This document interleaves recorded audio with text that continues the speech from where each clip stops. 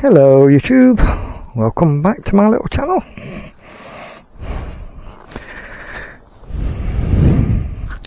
I can't believe it, nearly 3 years I've owned this little Suzuki.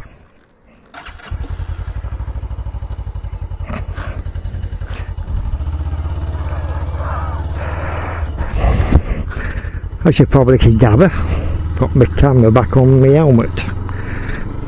As much as I like the chest mounted, it's a pain in the butt when you like stop at the shop disconnecting the microphone, etc. So I've gone back to the helmet cam now, more convenient when everything's connected to the helmet, microphone, etc. So I'll probably will stick to this one a bit. Like busy again. Sunday morning.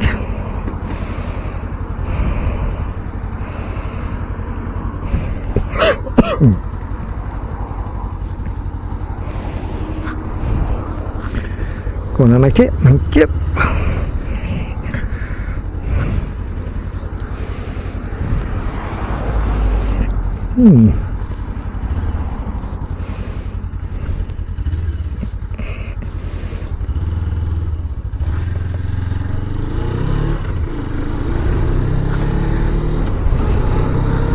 As you can see, quite a cloudy day today.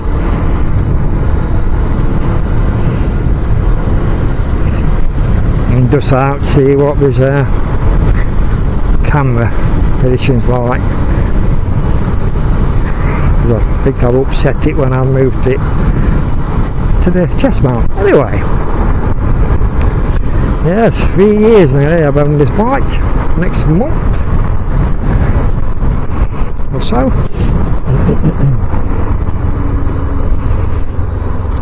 And what's my thoughts on it? Let's put it in separate sections.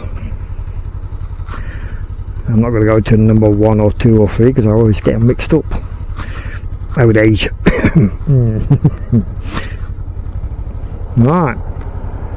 What can I say about this little Suzuki Inazuma GW250? Is it a fast bike?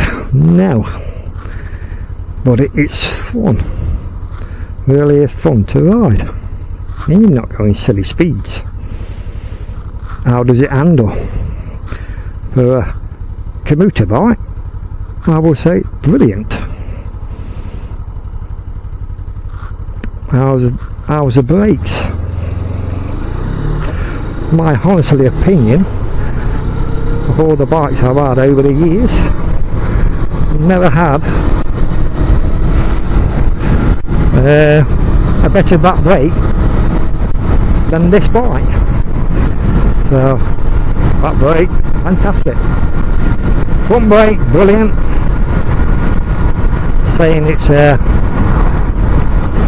twin pot brake caliper or a single disc. In a strange way, I kind of like that because it's less maintenance, less cleaning, and less on the cost of replacing parts. But this bike or the brakes really are good quality. The Nissan, I think that's how you pronounce it. Really good. How about this spaceship? Again, really comfortable bike. You can hit bumps and uneven surfaces and just glides over them, no problem. How do I find the engine? The engine is really damn good for a 250. Being a twin cylinder and a long stroke helmet, you know what it is? Sorry, a long stroke engine. it gives that low mid-range torque, which is really nice. Yeah, okay, you sacrifice a little bit on top speed, but let's face it, you don't buy a 250 for performance and top speed, do you? I mean, obviously it's a hell of a lot quicker than a 125, but yeah. Fuel economy, miles per gallon.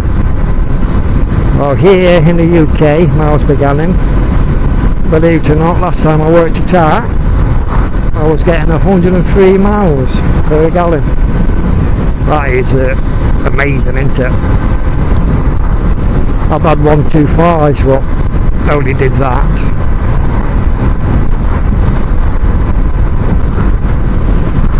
But let's go for build quality. Oh yes, this is a very good plus point. Bear in mind this bike's a 2016, nearly 11-year-old, and there's not one spot of rust on this bike, not one bit.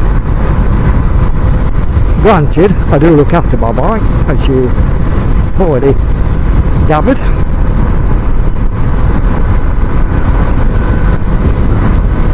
Tyres, well, the stock tyres had a, I don't know, cheapo CIS or something, I can't remember. Bearing in mind the bike was, when I bought it, was what, 6-year-old, 5-year-old, can't remember, and it still had the original tyres on. So for that, I've never had a problem with them, to be honest with you. The handle good, grip good, and it still had quite a bit of life in it. But if you know how to look out or see for the manufacturer's date when it was made, even this bike was a 2016, the tyres was made, believe it or not, 2012, so they was 10 years old, even though the bike's only 6 at the time when I bought it. No, that don't make sense, but you know what I mean. Basically the tyres were 10-year-old, you know what I mean. I know I swapped them to Pirelli City Angels. They're like a small budget tyre, and let's face it, yeah, that's all you need on a bike like this. And yes, I've been 100% happy with them. Been a very good tyre.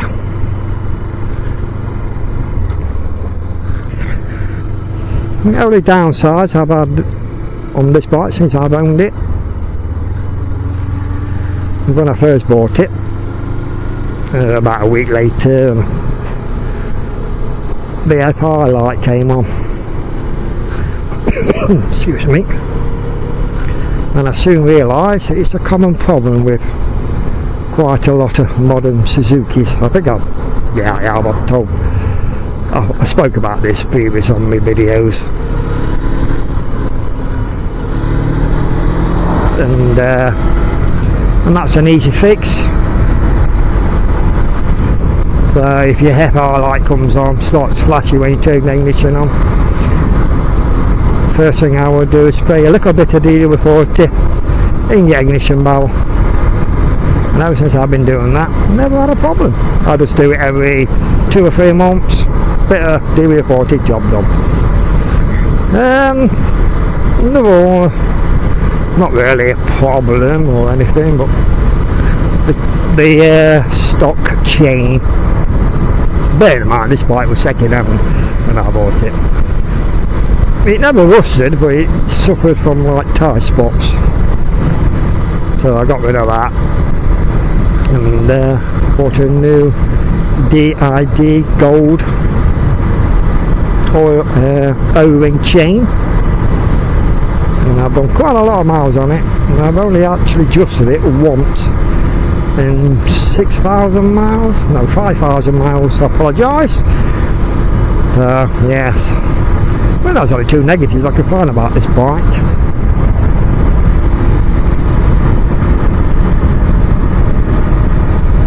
I'm sure I missed some out. Oh yeah, there's another one, but it's not really the bike's fault. Their light bulbs looks yellowy. But again, that's the way they were made back then, wasn't this?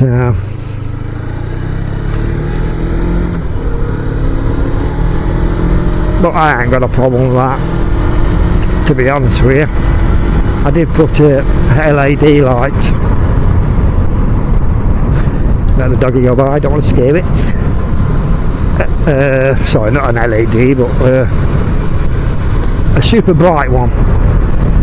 Yeah, it looked good, but the bulb, the road illumination was crap. So I put the stop bomb back in. You see a pattern here, can't you? But basically, everything I've done to this bike, it's gone back to stock. Apart from the front mudguard. Anyway, again, a bit sidetracked again, as usual.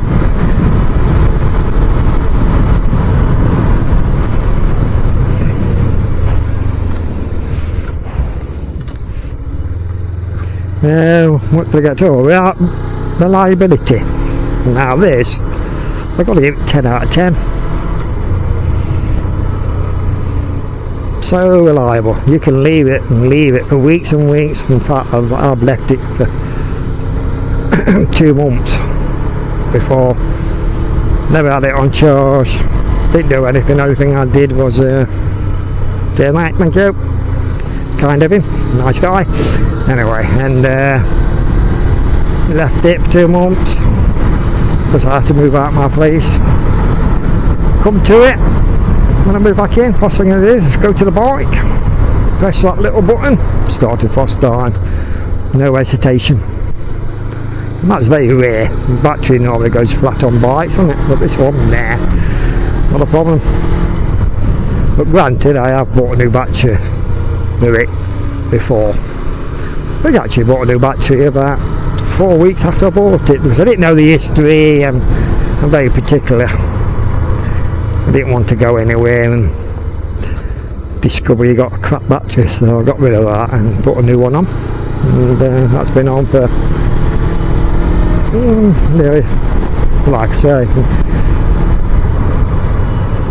most of the time I've had it. So you're talking, like I say, nearly 3 years. I just swapped it after 4 weeks. Hey up, I can see rain. Oh my god, it's going to rain. We have not seen rain for months.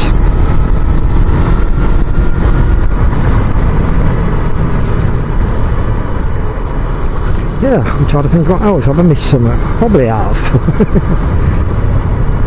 Oh, I'm going back to the engine, wasn't I? Yeah, I admit 26 horsepower is not a lot, but it's enough to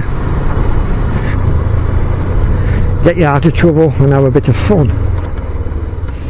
Because when you rev this bike, it does rev high, give it that. When you do rev it, when you hit about 7.5 hours, and it feels like you got a bit of a power band. Not really a power band, but you can feel the surge of the engine. You can actually feel it. Excuse me. It wants to move a lot quicker.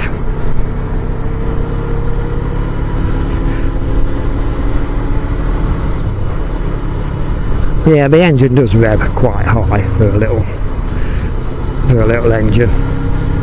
When I first bought this bike, I was a bit paranoid of revving it high because, like I say, you're doing 68-70 miles an hour, it's revving at 8,000 revs, and that's quite a lot of revs. But when I first bought it, I was a bit paranoid about it. Can't do it any good, can it? But at the end of the day, Suzuki wouldn't design an engine what's not designed to rev. Once I've had it a couple of months, I don't really think about it anymore. It is what it is. Most people probably want to know what top speed is. 87 miles an hour top speed, which is not bad, is it? I think that's pretty damn good really for a little 250. Well, when you compare it to a Royal Enfield 350, I think top speed's just over 70 miles an hour, which is pathetic really, isn't it? Like I say, note against them.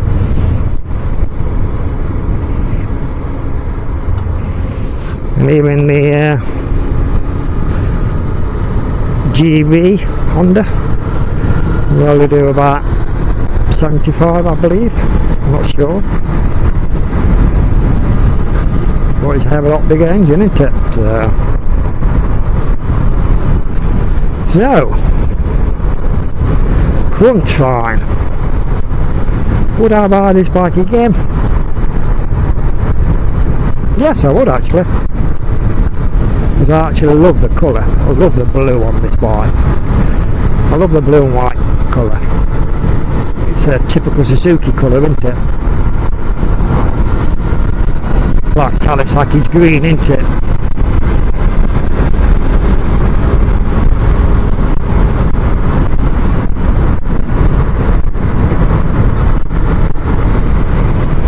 Yes, I would definitely recommend this bike, definitely. You just got to get your mindset. It's a 250 and